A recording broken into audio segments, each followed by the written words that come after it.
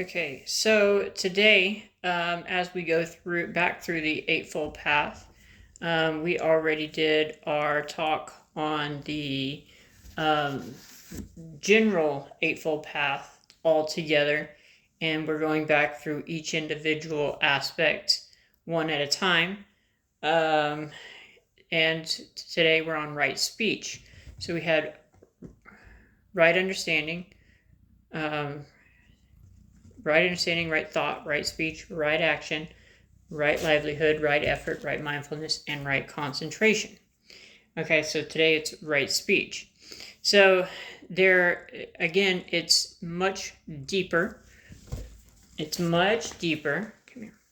It's much deeper than just not lying. Okay, so right speech, it does encompass not lying. And we kind of talked about maybe situations where um, you may be put into a moral dilemma where lying may save somebody's life. And so those are situations that is your own conscience. You have to think about the implications of what you are doing and what your actions may cause. But it's deeper than that. Also, we talked about manipulation, but that is sort of encompassed within lying because you're lying in a different way. Your words may not be specifically a lie. You may not feel like you actually lied, but you are in a sense because you're misleading somebody. So anything to deliberately mislead somebody is going to be encompassed within lying. But there's also within right speech, it's going to encompass abusive speech, things that are hurtful to other people. In the United States of America, we have the freedom of speech, and we should, because making a law telling people not to say F you or things like that would be harmful because you can't force people to do this, if that makes sense. So the only way this path produces um, the only way this path produces enlightenment is if I choose to do it. So within Buddhism, we wouldn't want to make a law that says you're not allowed to say mean things to other people. So we don't really get involved into politics in that way, trying to make laws, or we shouldn't rather. I don't know if any Buddhist country has ever attempted to do that, but it shouldn't be done. It's not fruitful because you're still going to think it, even if you don't say it. And again, we already covered right thought. If you're thinking it, you might as well be saying it in a sense because you're still, either way, you're not producing enlightenment. Now, when you, so I said you might as well say it in a sense, only in the sense that that it doesn't produce enlightenment. Now, if you are trying to walk the path of enlightenment in the Eightfold Path, then you would refrain from it even though you thought it, because you're trying to go back the other direction. So I don't want it to sound like I'm saying just whatever comes to your head, say it. You should refrain from saying it, but just know that once you thought it and you refrain from saying it, you're still not all the way there. I think a lot of cruel things sometimes. I'm human, and I refrain from saying them. Um, and so I have not reached enlightenment yet. So we should refrain from saying those things, but it takes time and patience to get to the point where you don't even think those things. But we start with not saying them. And so abusive speech, things that would be hurtful to somebody else, we wouldn't want to say those things, okay? And that's just for us as Buddhists who are on the Eightfold Path to partake in. It's not for us to force on others to put into laws and things like that. Another thing that is encompassed within this would be divisive speech. Now, divisive speech are things that you say to divide people, even if you're speaking technically the truth, but you're trying to divide people. You're trying to make people angry at each other. So it's because you're dividing people. So um, in politics, for example, if one politician is trying to say things that um, makes you angry at another group of people, um, then that would be contrary to what Buddhism teaches. Okay. And so, um, also, another thing that's encompassed within right speech would be not gossiping.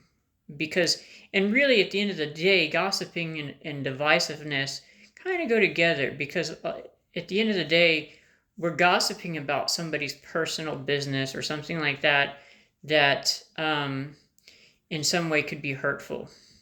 So a lot of times, gossip is divisive speech. So when you're spreading rumors about somebody that you don't know if it's true or not, even if it ends up being true, it might be a secret that person did not want other people to know, that makes other people hate that person.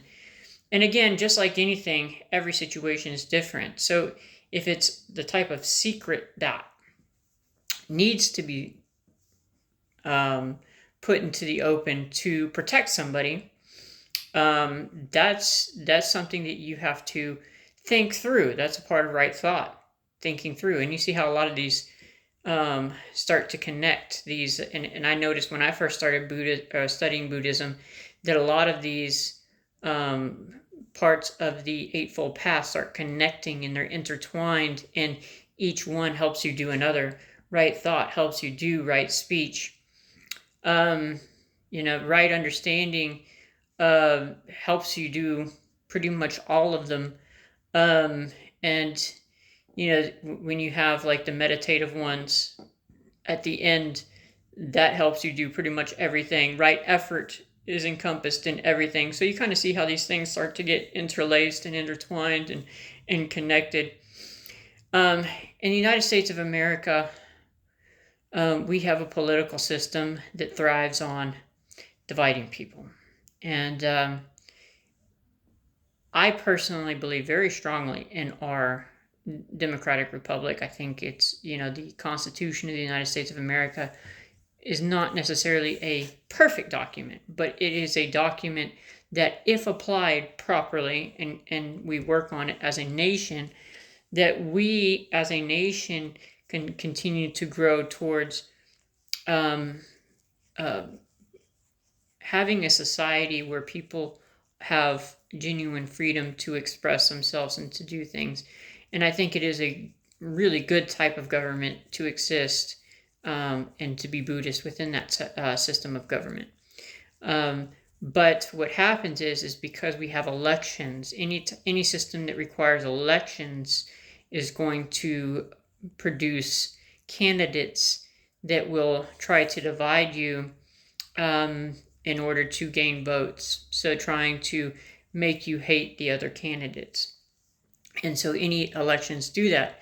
They say, well, maybe we shouldn't have elections. No, that's not true, because what else would you propose? Would you have like a king that is just inherited? And from one king to the next, you might have a really good king. You might have a really terrible king. One with humility, one with arrogance, one that deifies himself.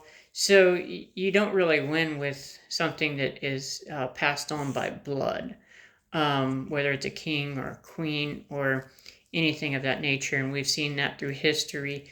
And so we have to be very careful when we approach political subjects as Buddhists that are practicing the Eightfold Path, because we know that having elections gives the power to the people, but we have to be very careful with that power and very wise about voting and listening to different candidates and listening to different political pundits and what they say, because they are doing things to get somebody elected. So what they're going to do is they're going to try to make you hate certain groups of people in order to get votes for themselves. And even before I was a Buddhist, me personally, getting a little bit onto the political side, even before I was a Buddhist, I always saw the value in being in the middle and not being Republican or Democrat. Um, and trying to just choose who was the best person for the job. And you know that every political party is going to have a certain level of corruption in it. And that doesn't mean we should accept corruption as being good or okay.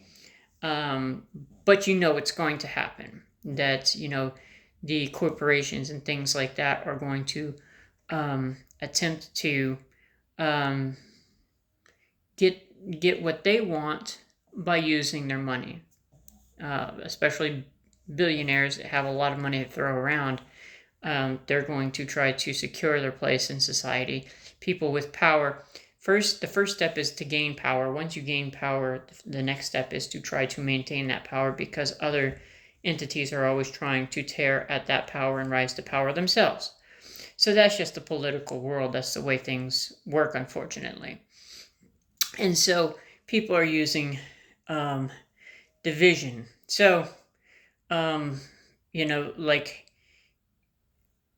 in the Civil War in the United States, the issue was over slavery, and they wanted, because I think really deep down in the soul of the South, they kind of knew that slavery was wrong, but they didn't want to let it go because of their money, because it's their farms and everything was economically based on slavery, and they really didn't want to let it go.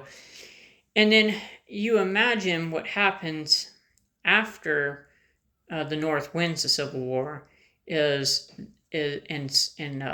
Abraham Lincoln did the Emancipation Proclamation.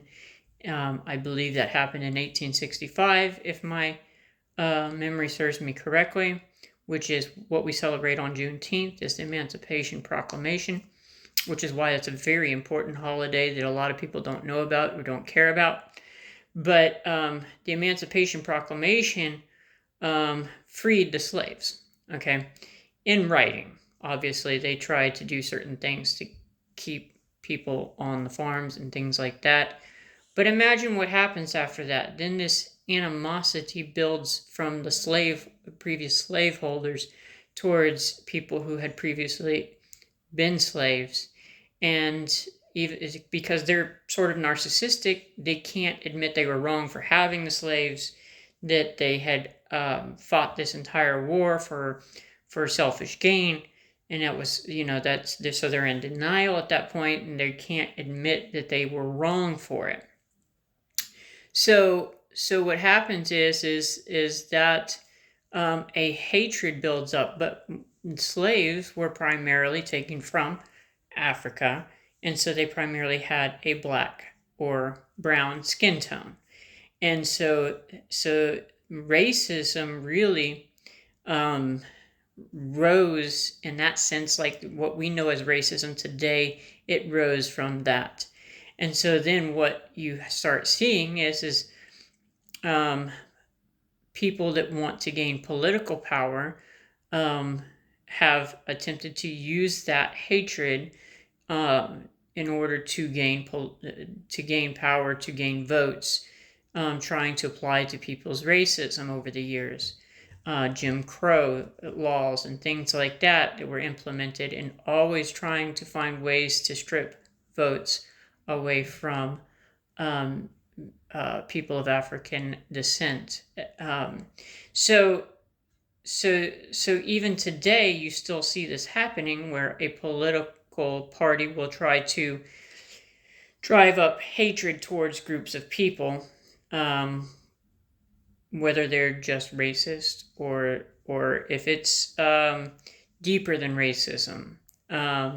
If it's just, like in today, instead of saying black people, because most of us have realized that's wrong, they've just gone to just saying immigrants. And so it's just something to be aware of. I'm not going to tell anybody what to believe politically. I think we have to try to stay away from most politics, and I think it's our, in a sense, we need to be aware of what's happening and to try to be active in trying to produce a country that we can all live in and all share with love and compassion.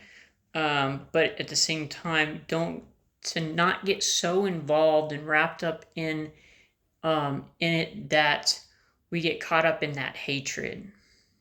Okay, and so that right speech aspect is really hard to maintain when we are so caught up um, with our political rivals, and things are happening that upset us. And I know I have said many horrible things about Trump very recently, and that was not right speech. Okay, so I'm not sitting here trying to sit up on a high horse and act like I'm perfect. Um, it's kind of hard when I see some of the things going on, and I do get a little too involved sometimes. And so I'm not saying that I'm perfect or that you're going to be perfect. It's something to be aware of, and to understand that every time I say something that's, that is divisive, that is a part of my right speech that I am not practicing properly and that I can do better on. So what we're trying to do is we're just trying to get better. Hopefully by the end of this lifetime, I get to where I can practice it perfectly and I get to enlightenment. I don't know. Part of me thinks I'm not going to be able to do it in this lifetime, because it is really hard. I'm not sitting here trying to tell you it's going to be easy, but it is something that we need as Buddhists on the Eightfold Path to keep in mind and try to be aware of and try to practice.